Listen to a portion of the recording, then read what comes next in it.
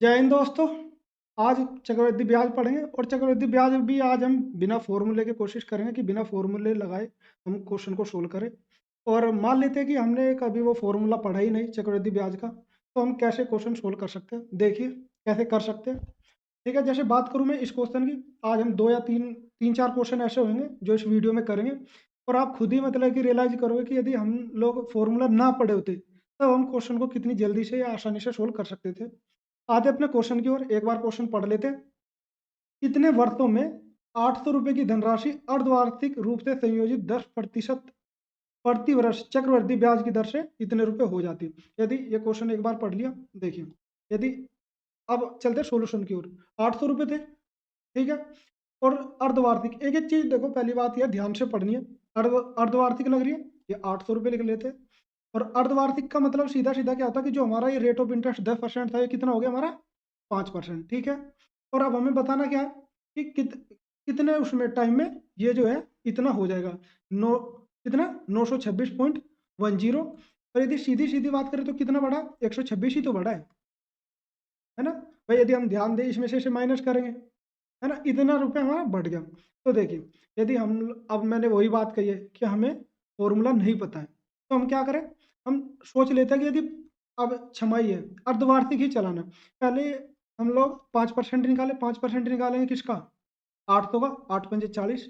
ये पहली छमाही हो गई, ठीक है। फर्स्ट छमाही बोल दो या ऐसे में। और अभी हम सिंपल इंटरेस्ट ही चलाते हैं, फिर 40, फिर 40। यदि हम 3 बार करें तो कितना हो गया, 120। किसके आसपास है, 126 के आसपास है। यदि हम देखें तो कितने साल हो गए भाई, 3 छमाही का मतलब कितना होता है, 1.5 साल। ये आपका आंसर है। इस तरीके से कर सकते हो। इसमें कुछ स्टूडेंट को ये लग सकता है कि ये तो बहुत मतलब कि दूर दूर था इसलिए कर लिया, ऐसा नहीं है। हमेशा जब भी कभी आपको आंसर मिलेगा मतलब कि 1.5 2 3, और यदि एक बार यदि हम 2 साल की जोड़ेंगे तो 80 रुपये होता है, पहुंचेगा नहीं। चक्रवृद्धि भी लगाएंगे, यदि 40 का हम 5% निकाले तो कितना होता है, 2 रुपये होता है। और यदि हम इसको आगे 4 साल तो वो 160 रुपये सीधा सीधा ऐसे हो जाता है। तो इस तरीके से कर सकते हैं, ठीक है। इसमें कोई फॉर्मूला नहीं लगा हम लोगों ने, और इसमें कोई ऐसी मतलब कि ट्रिक का भी यूज नहीं करा, हमने केवल सोचने का तरीका बदला है। मान लीजिए हम चक्रवृद्धि ब्याज का फॉर्मूला पढ़ा नहीं तो हम लोग कैसे कर सकते थे। और आपको यदि कैलकुलेशन आपकी अच्छी है तो ये चीजें फिर आपके लिए बहुत ही मतलब ईजी हो जाएगी, इसको देखते आप सॉल्यूशन कर दिया करोगे। अब करते हैं नेक्स्ट क्वेश्चन पे, चलते हैं अपने।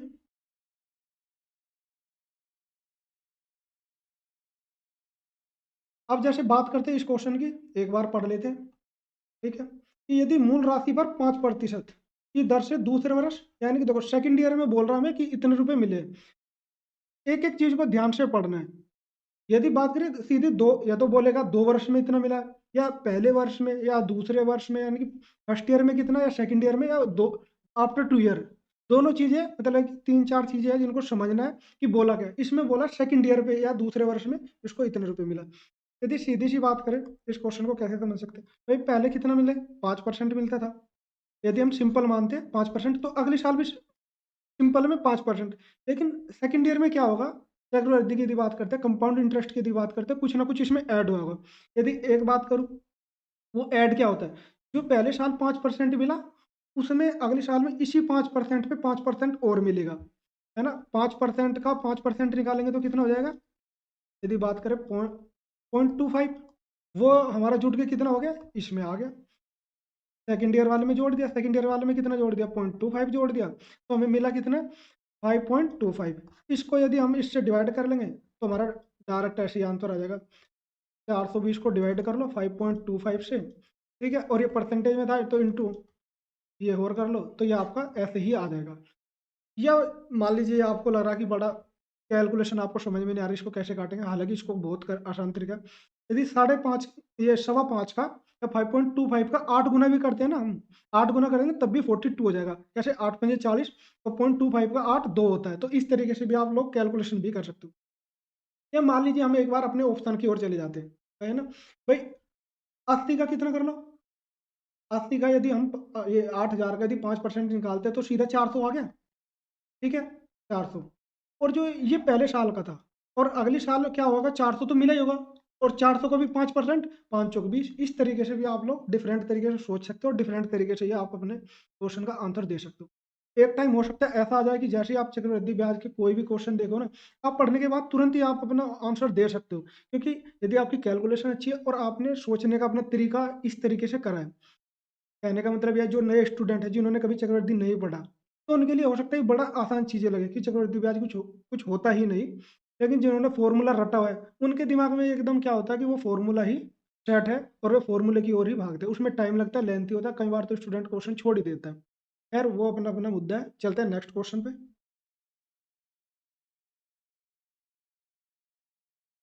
अभी हमारा तीसरा क्वेश्चन है, इसको देखते हैं कि 3200 रुपये की राशि 10% वार्षिक दर से त्रिमासिक। पहले क्वेश्चन की बात करें, वहाँ छमाही था। त्रिमासिक का मतलब क्या है कि एक साल में कितनी त्रिमासिक होती है, 4। जो भी हमारा ब्याज होएगा, सीधा में सॉल्यूशन पे चल रहा है, पढ़ना कुछ है, तो ये 10% था। ठीक है, त्रिमासिक है, वहाँ पे यदि पहले क्वेश्चन की बात करें वहाँ छमाही थी तो 2 से डिवाइड करता। यहाँ हम त्रिमासिक है तो हम 4 से कर देंगे। कहने का मतलब हमारा 2.5 का ब्याज आ गया। जो ब्याज यानी कि इंटरेस्ट का जो रेट है वो 2.5 का है। और हमारा पैसा कितना है, शुरुआती बात करें 3200, और ये बढ़ा कितना है, देखो अब मैं 3362 लिखने की जरूरत नहीं है, यदि सीधा सीधा देखें तो 162 रुपये बढ़ा है। ठीक है, ये चीज़ें अभी इसमें कुछ करा नहीं है मैंने, ये तो आपके माइंड में ऐसे ही सेट हो जाएगी। ये सीधा ये क्वेश्चन को पढ़ने के बाद इतना समझ में यदि आपको आ जाता है, ठीक है, तो आपके लिए बड़ी आसानी होगी। ये देखो, यदि 3200 का हम 2.5% निकालें कितना हो जाएगा, 80। नेक्स्ट, फिर नेक्स्ट तिमाही आएगी, पहली तिमाही में ये हो गया, नेक्स्ट तिमाही में फिर ये आएगा, तो 160 रुपये हो गया।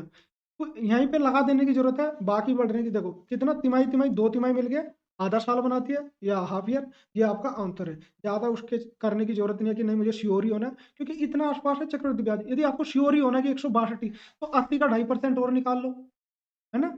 8 दूनी 16 और 8 इसको करेंगे तो ये 2 आ जाएगा, तो पूरा वो भी निकलेगा। बाकी इतना जाने की जरूरत नहीं, क्योंकि इतने दूर दूर आपके ऑप्शन है। भाई यदि इसकी बात करें तो इसमें और जुड़ जाएगा, तो ये तो ऐसे ही 200 बढ़ रहा है, अब इससे ऊपर जाके तो बढ़ता ही चला जाएगा। तो आप इस तरीके से जा सकते हो, और ये इजीएस्ट वे है इन क्वेश्चन को सोल्व करने का। और ऐसा नहीं है कि आप इनको पेपर में नहीं कर पाओगे, यदि आपकी कैलकुलेशन अच्छी है तो एग्जाम में भी आप इनको और आसानी से सोल्व कर सकते हो, क्योंकि मैंने किए हैं ये। ठीक है, अब चलते हैं नेक्स्ट क्वेश्चन पे।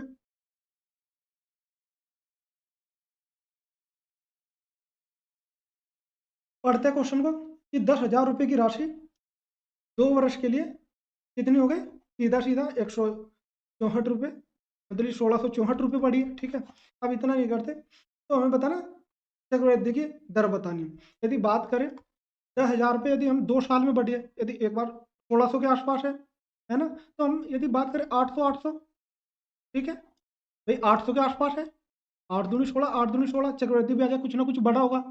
यदि हम बस इतना ध्यान लगा लें कि 800 का यदि 8% करें, 800 का 8% करेंगे तो 64 होगा, 8 8 64। तो इस हिसाब से हमारा आंसर बिल्कुल ये सेटिस्फाई करा, तीनों को जोड़ देंगे तब भी हो जा रहा है। और इसका किया 800 का 8% किया ना, तो उससे हमारा आंसर आ, ये 8% है। और यदि 10,000 का भी 8% करते हैं तो इस हिसाब से 800। तो इस तरीके से कर सकते हैं, जरूरी नहीं आप फॉर्मूले के पीछे ही जाओ। ठीक है दोस्तों, यदि आपको पढ़ा हुआ समझ आ रहा है, अच्छा लग रहा है, और मैं कह रहा जरूरी नहीं है कि 100% स्टूडेंट को ये चीज़ें समझ आई हो। जिन लोगों के दिमाग में पुराना ढर्रा चल रहा है, उनके दिमाग में हो सकता है ये सारी चीज़ें शिफ्ट ना हो। ठीक है, कुछ स्टूडेंट जो बिल्कुल नए हो सकता है उन्हें तुरंत समझ में आ जाए, और कुछ ऐसे भी हो सकते हैं कि मतलब कि जो पुराने डरे भी चल रहे हैं, लेकिन वे एकदम से अपना जो तरीका है वो बदल सकते हैं कि हाँ यार, हमारे पास इस तरीके से भी सॉल्यूशन करने का दूसरा तरीका हो सकता है। और यदि मैं बात करूँ इस तरीके के क्वेश्चन में, इसको अप्रोक्सीमेशन मेथड भी बोलते हैं, अप्रोक्सीमेट भी जा सकते हैं हम लोग लगभग में। और आपका अप्रोक्सीमेशन किस हद तक ठीक हो सकता है, या किस हद तक आपके क्वेश्चन का जो आंसर है कितने उसके करीब तक जा सकते हैं, ये आपकी कैलकुलेशन पे डिपेंड करते हैं, और आपके जो सोचने का जो वे है उसके ऊपर डिपेंड करते हैं। यदि मेरा पढ़ा हुआ आप लोगों को समझ में आ रहा है, अच्छा लग रहा है, तो चैनल को सब्सक्राइब करो और कमेंट करो। और यदि कहीं भी दिक्कत है तो मुझे कमेंट करके बता देना, मैं कोशिश करूँगा उसी चीज़ों को सॉर्ट आउट करूँ, जिससे, क्योंकि मेरा पढ़ाने का एक ही मकसद है, जिससे आप लोगों का मतलब कि हेल्प हो सके। ऐसा कुछ है नहीं कि मुझे बहुत सारी चीज़ें इससे गेन करनी है। ठीक है दोस्तों, थैंक यू, मिलते हैं नेक्स्ट वीडियो में।